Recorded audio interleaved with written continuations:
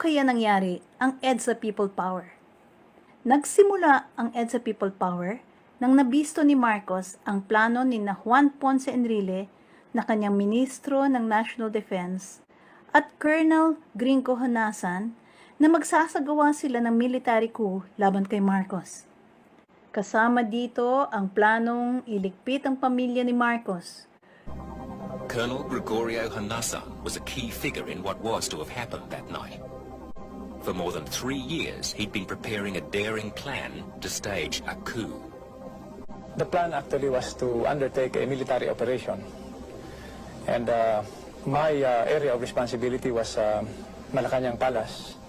My mission was to attack the palace, occupy it, arrest the president and his family, and then neutralize General Ver. And Defense Minister Enrile was part of that plan. Yes, that's true. But some of the officers close to Marcos had plans of their own. Some of them did not even bother to keep it quiet. They were more or less hinting that if something should happen to the president, they would then make Mrs. Marcos as the successor to the president, to the presidency. And after a while, take her out and the country would be ruled by the group of General Ver. So we decided to make a plan of our own to counteract this plan. But their plan went wrong. That afternoon, Enrile and a few hundred military supporters took over defense headquarters in Camp Aguinaldo and prepared to defend themselves. The coup had become a mutiny. After lunch at about 2 o'clock, Colonel Honasan and 2 other gentlemen informed me that they got information from their contacts in the palace that we were going to be arrested that day. And I decided that the best option for us was to come to this Camp Aguinaldo, and confront the situation directly. Nagdesisyon si Ramos na sumama kina Enrile at nagdeklara sila ng open rebellion kay Pangulong Marcos.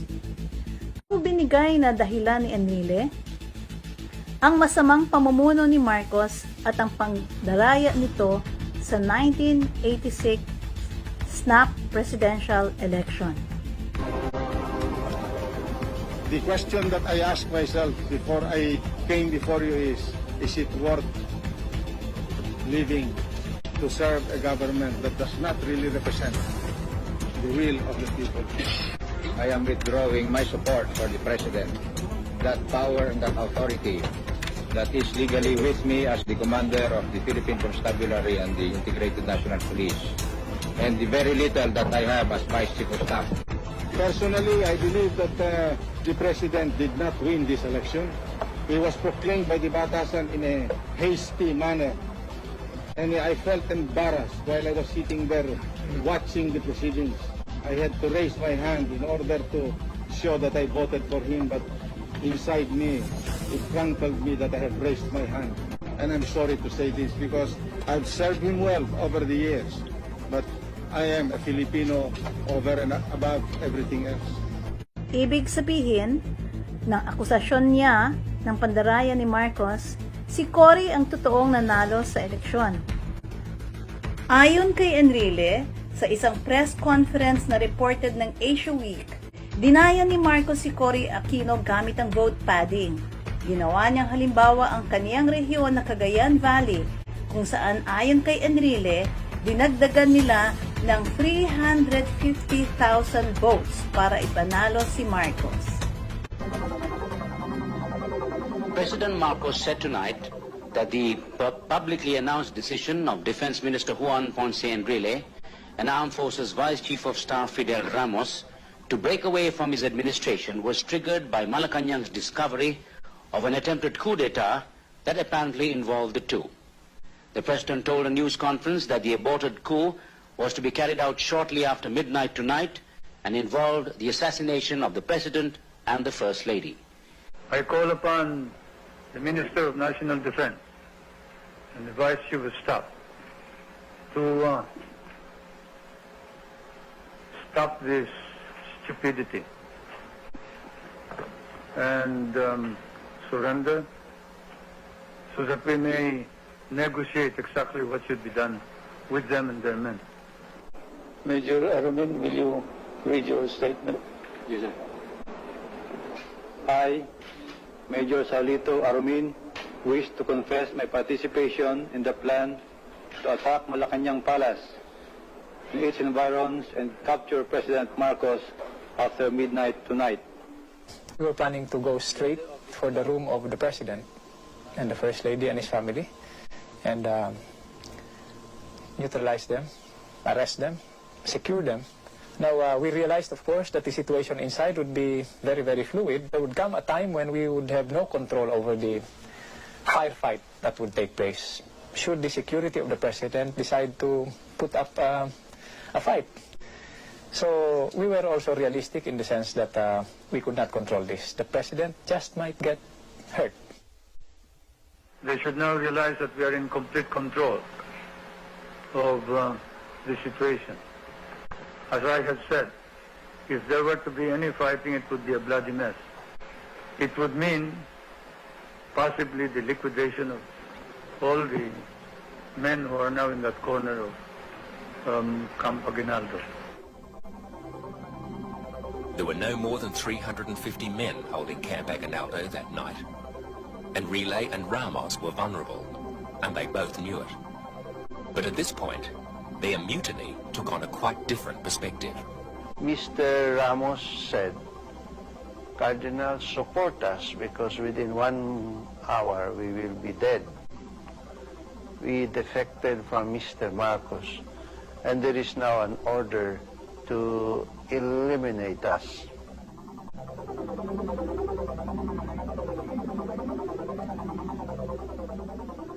Then I started calling the people. I said, dear people, it is the Cardinal who is speaking to you. Get out from your houses. Support our friends in Camp Crami and Camp Aguinaldo. They are in trouble, and very soon they might be killed by Mr. Marcos.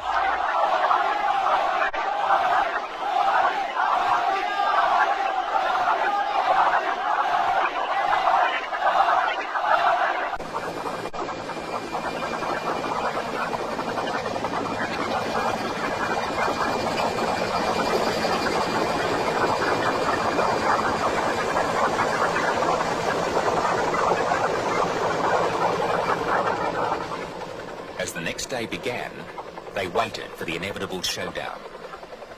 The attack they'd been expecting the night before never happened, and Relay had stalled for time.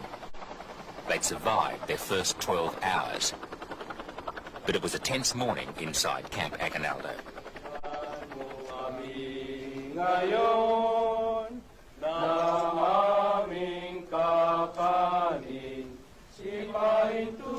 We would like to tell you that the prayers of the Catholic people are behind you. We've been praying for your safety at Mass this morning, and this whole day the people are praying for you.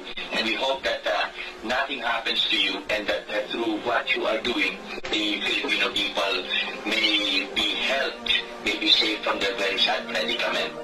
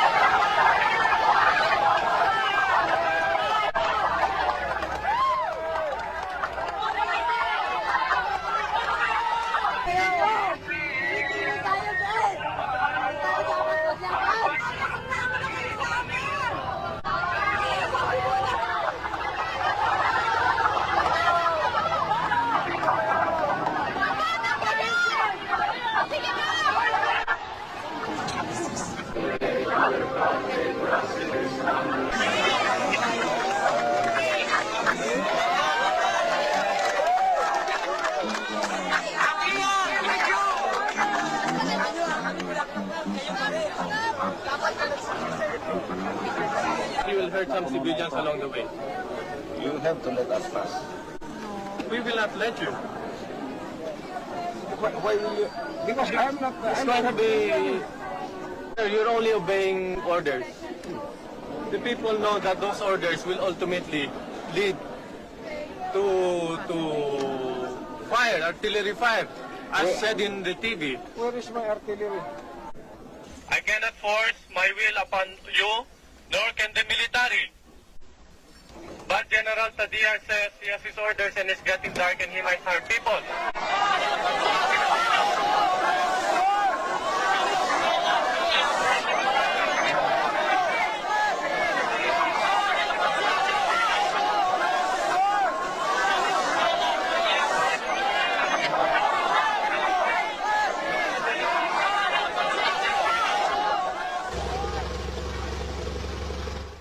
At 5 o'clock that afternoon, after 3 hours of negotiation, General Tadir ordered his tanks to withdraw. Not a single shot had been fired. It had been a victory for the people.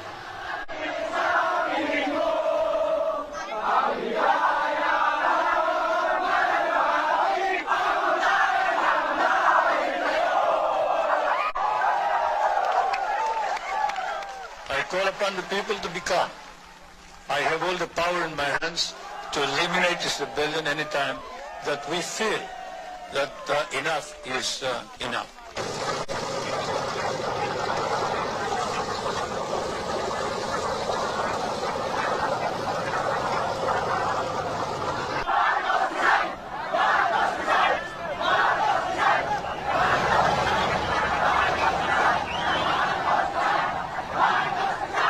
Of course not. Of course not. I am president. I was proclaimed by the only constitutional body that can canvass and proclaim the winner in a presidential election. So why should I step down? I am ashamed that they are Filipinos. We are going to do everything to settle this thing peacefully. But there is an end to all this because some of this opposition and some of their own people are saying that the president is incapable of enforcing the law. They repeat that once more, and I'll sick the tanks and the artillery on them. We'll wipe them out.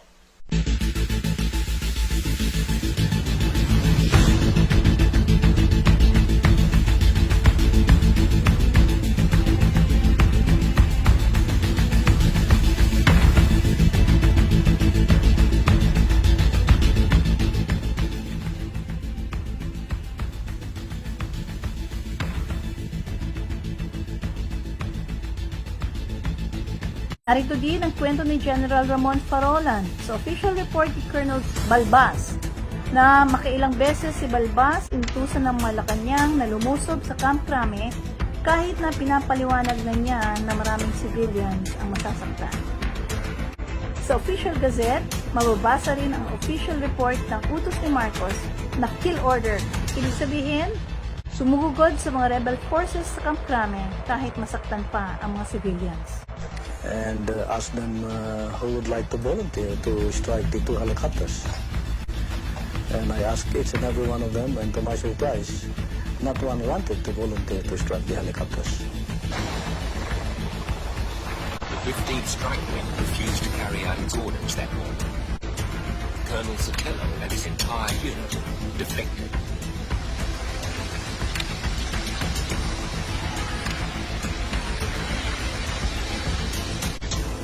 Their defection was to turn the tide of the rebellion. Practically everybody was shedding tears when we got in. Everybody was embracing us. And they were just too happy that we went there at the moment when practically all was lost.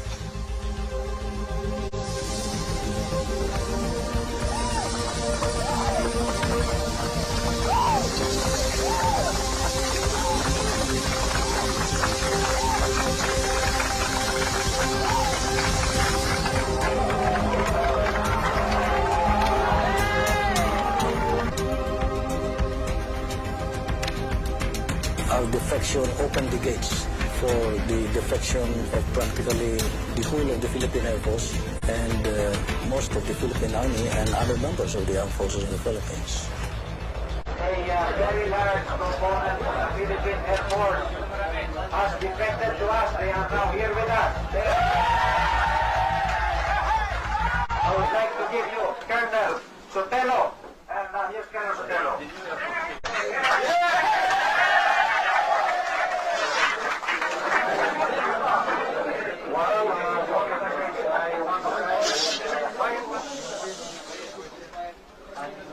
We followed our country.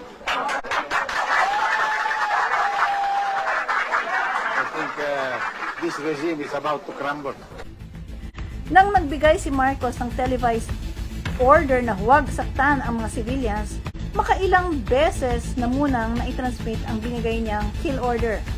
Makailang beses na rin itong kill order hindi sinunod ng mga ground commanders. By that time, marami na rin ang mga nag-defect na air at ground forces laban kay Marcos. When I talk to Mr. Enrile, he said, you talk to him, to disperse. The order is to disperse. You're going to do all the time, Mr. President. Without shooting them. No. Taliwas ito sa sinasabing nagmalasakit si Ferdinand Marcos para hindi masaktan ang mga nasa EDSA. Kung pagbabasehan ang time sequence, parang pang-international PR lang ang video ni Marcos na huwag saktan ang civilians. Pero at that time, several times nang na-transmit ang validated kill order ni Marcos sa ground commanders. Sa military, itong specific direct order ang genuine, hindi ang general pang-telebisyon na statement. At dahil ayaw namang sundin ng Marines, ng Navy, ng Air Force, at ng Army si Marcos at sumanib na sila sa taong bayan, ang pagtakas mula sa Malacanang ang best option para sa mga Marcos. Nagbabadya na ang pagbagsak ng kanyang pamahalaan. Noong umalis ang mga Marcos sa Malacanang, si Amy Marcos Manotoc ay 30 years old, si Bongbong ay 28 years old, at si Irene Marcos Araneta ay 25 years old. Ang pag-utas sa buhay ng mga Marcos ang plano ni Enrile at Honasan. Kung natuloy ang original plan nila, siguradong dadanak ang dugo. Kumilos ang Diyos upang pigilan sina Enrile at ang kanyang grupo sa madugo nilang balak. Lumabas ang taong bayan sa kalye para protektahan sila at nakaalis ng ligtas ang pamilya Marcos. Walang dumanak ang dugo. Sinong mag-aakala na ang paglatag ng taong bayan ng kanilang buhay para iligtas sina Enrile, Honasan, Ramos at ang mga sundalong kaanib nila ay magliligtas sa bayan mula sa diktadura? Paano nangyari ang ganitong mga paghahanay ng mga timeline at events at pagpapalit ng isip ng mga tao, kundi mayroong Diyos na kayang magbago ng isip ng mga Pilipino. Mula sa pagiging takot sa diktadurya, naging napakatapang na taong bayan na handang ialay ang sarili para sa katotohanan, kabutihan at katarungan. Sa panahong iyon, kitang-kita na ang prayer ng mga Pilipino ay para sa isang milagro mula sa Diyos. Gaya nga ng sabi sa Proverbs 21:1, ang puso ng hari at ng mga tao ay nasa kamay ng Panginoon, na parang daluyan ng tubig. Kumikiling ito saan man ng Panginoon ibigin.